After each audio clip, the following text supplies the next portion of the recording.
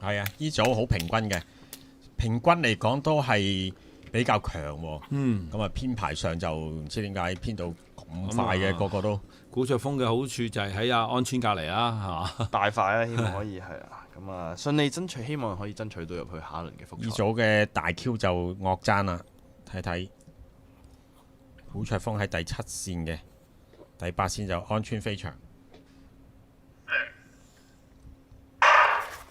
咁起步呢就差唔多啫，大家咁啊安川飛翔呢就喺外線，哇好輕鬆嘅手都唔係點擺呢，就已經帶出嚟少少嘅收步添啊！哎呀，埋邊線呢就應該好似泰國選手係咪第2呢？古卓峰第5喎，你見佢起步都唔係好順喎，真係嚇。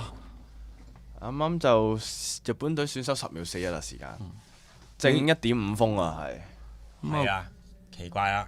係靚風，靚風，但係呢組相對報翻嚟嘅成績係個個都比較快嘅喎。10秒41，第2名泰國選手10秒48，第3名中華台北選手10秒57，係啊，10秒74第4名，新加坡選手10秒74。呢度細 Q 都問啲啦，入唔到啊！咁啊，古卓峰嘅由起步開始已經係最慢嗰個，好似錯唔起咁嘅開始已經嚇。